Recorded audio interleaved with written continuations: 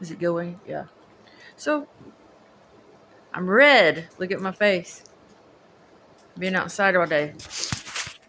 I have decided to resume my exercise tomorrow, and I am going to talk about my feelings on the camera. I think like that's one thing that my mom said. She said it is very hard to figure out what's going on with a person if you can't see them. And I think that's true because when you're reading,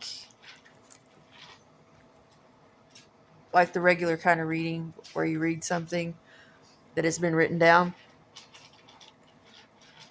I don't know if like I don't know how you would prove if you are creating the true visuals and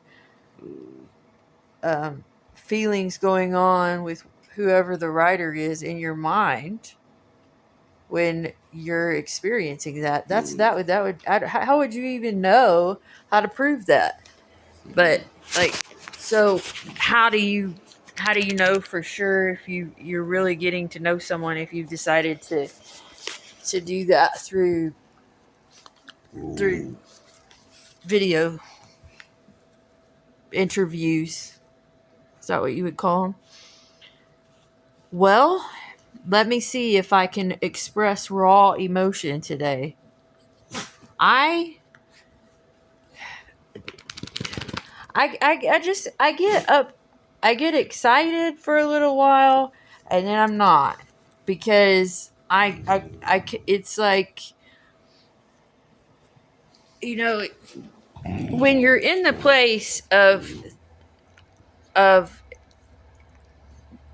mindset of what is gonna happen instead of what is happening, then it kind of that flips you into a, yeah, I can't stand to have this unknown date flying above my head that I don't know when is ever going to occur. it's, like, it's like getting in your car and not having a destination and asking the GPS thing when you're going to get there. It's, it is not. I mean, I hate that. I hate it. I hate it. You think it's going to happen, but you don't know when.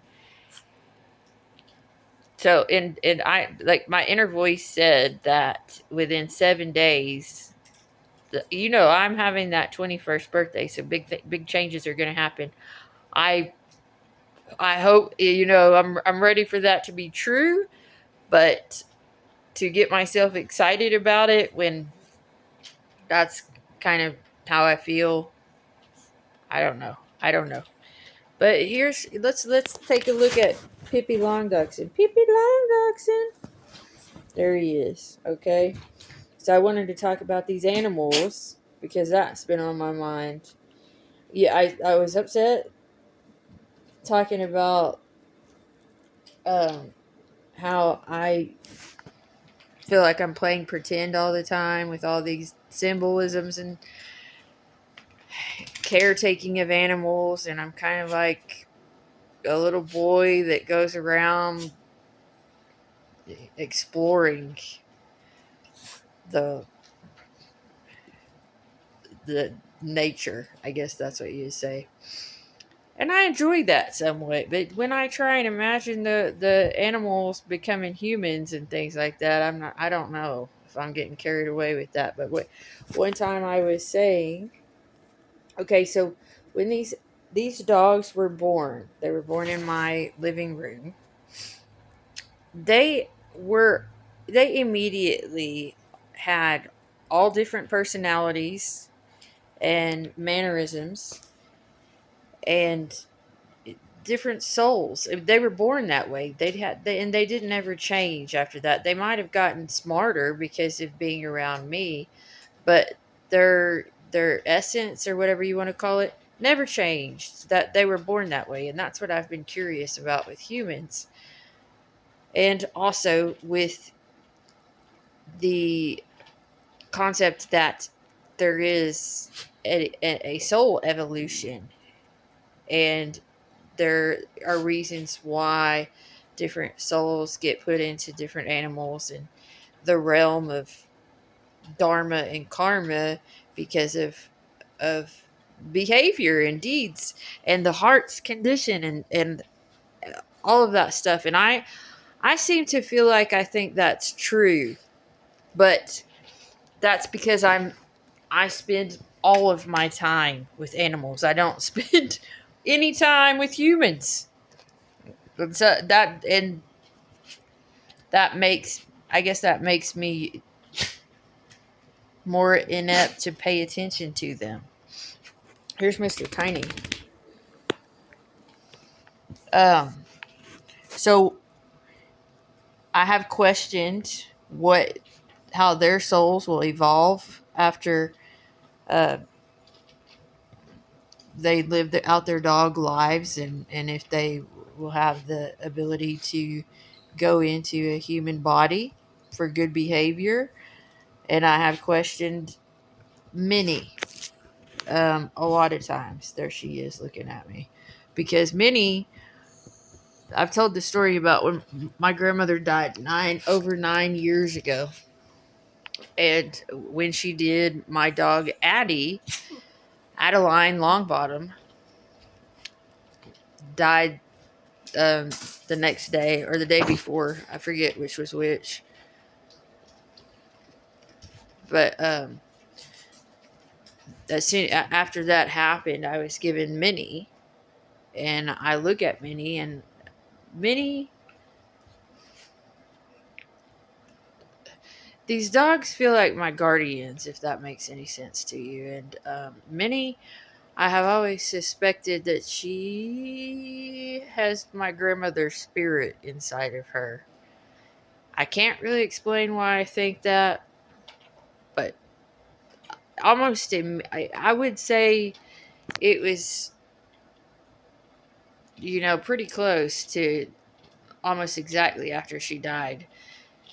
And these are the kind of things I'm wondering when I'm getting down about. Oh, I'm just feel like a child playing pretend all the time. It's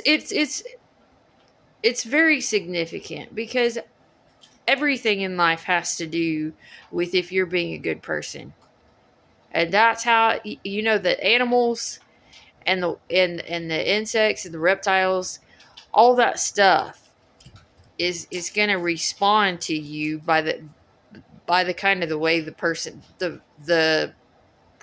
that you are. And I don't necessarily know how it works. But turtles don't just start coming out in the middle of the road and sit there and wait for you to pick them up, especially multiple times. And and you don't just think about an animal or a concept and then just go outside and see it. And I've examined butterflies follow me around all the time too, everywhere. And there today when I was walking, I saw a bunch of lizards. And I always hear things in the bushes, and whenever I go out walking, and I've seen mice in there or rats. I don't know. It looked like mice because they were smaller, probably field mice. I've seen lots of lizards, and there's the various types of birds that will come out. And then I'm always visited by birds here. There's um I've and I don't think any of that is coincidental. I don't know how all of these things work. But the only thing that I get when I'm like, oh, is that um well, sometimes I just don't want to keep trying to process information. And if it always feels like sort of, why even bother when you're walking past somebody or whatever, because there's no way you can ever cross over into knowing anything about that person, or even if it seems like they know something about you, and then you start to question that. If it makes me feel irritable, if it feels like somebody knows something about me and I don't know anything about them, I have to take a step back and question if there's something different about me in the way that I'm made. Why are people able to know about me and I'm not able to know about them? Or is it, stop it, Gustav. Or is it that I'm similar and the only thing that's happening is some kind of you know how I say that sometimes I get a presence, or my spiritual partner comes in and tells me things. How do I not know that that doesn't happen to everybody and they do not really know all these things about me, and it's just that some message is coming through them that they're trying to give me. I don't know how you would figure that any of those things out. And so I don't know if there's a whole lot. I do not like the feeling of being um, under the watch and then not being able to understand why I need to even be watched by people at all when they're not doing anything themselves. It's like, so I think this whole um 21 years old thing is going to change that whole dynamic, and it's not going to be the same anymore. Now, as far as the in and out thing that got brought up, and then that kind of twirled me around as to what that was about. But the inner voice tells me that he is,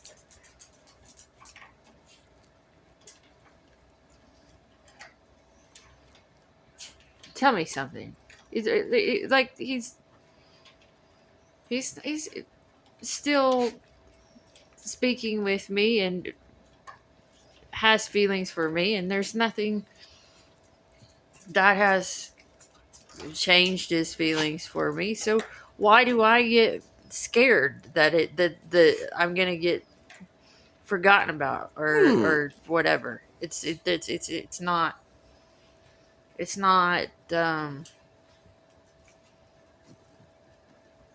there he is, look at him. See, I don't necessarily get distracted. I wouldn't call it distracted. It is the way my brain has been wired. I live with so much stimulation around here that, and then I don't keep the any noise on most of the time, so I'm I'm sensitive to the dogs at every sound they make, and um, kind of scanning around always to see what they need, or scanning around the backyard to see what I need to do out there. And it's like I live in a very instinctual state, and so I'm not really distracted. I'm just always trying to be observant of how my sensory experiences are going, and that's what I was trying to talk about when with my communication, because there is this, it's like the dualistic part of it that I would describe myself as is that if you go, it's been I'm I'm getting tongue tied again. Like I said, it's been 8 years since we're going on 9 years. I think we're going on 9 years since I've lived with any person other than myself. And so I don't have the practice that I'm communicating out loud, and my mind doesn't work the same way inside my head as it does when I speak. It's all tuned into all these thousands of different things. And to try and give myself a head examination is fascinating to me, really fascinating. But it's always evolving. And then there's a It's kind of feels like you're discovering new things when you are tuning in to there's okay, well, I was very suspicious whenever I saw what was it? It was when I first started learning how to do drywall mud, and I left some of it out on the back porch, and all the wasps went down and started picking up that drywall mud and making it part of their nest. And I was like, what? That is not usual behavior. Nothing. There's nothing. A wasp, you can even talk to a wasp, and I'm telling you the truth. You can talk to a wasp and tell it what to do, or tell it that you mean it no harm, or you can kill them if you want to. You can really do anything, but they don't. It seems like everything is much more obedient than than I don't know how to explain it. It's being obedient for some reason. All kinds of creatures are obedient. Why is that? Is it because of the goodness in you? Is it because you have a strong mental power in there, or what is going on with all these things? And I know that uh there's more than myself that exists in the world, so I don't know, with an aura, who all is mixed up it with me. Is it only the my lover, or what? I don't know about these things, because there's not only one person that I can hear inside my mind. I can hear more than one person. I have these senses about who it is most of the time. So I don't know how it happens that you can sort of recognize tones of voices or energies, but you know, feeling like you've worked and worked and worked and worked and worked and worked and wanting to take it easy on yourself at the same time as learn how to feel better is a weird place to be. It's a weird place to be. So you can't just make yourself feel all happy about. What are you going to make yourself feel happy about? You wake up and figure out something else to do tomorrow, and you probably won't even feel the same way. So I don't know. I don't know. But anyway, Turtle Pee is not that romantic. I mean, if you gave, I don't know. You could make it romantic if something really did happen because of that. But you know, I don't know. I don't know. But anyway, I hope I get to hear from you, Ren Gill. I've been checking and checking and checking to see if you're going to make me a long Twitch thing that we can be on live together. Twitch video. Why do you call them Twitch? Just, I have a very strong desire to be close.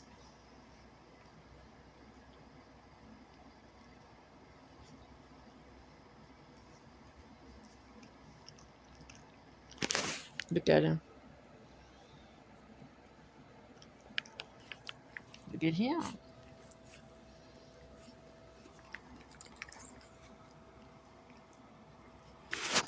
All right, well, you got to see my face.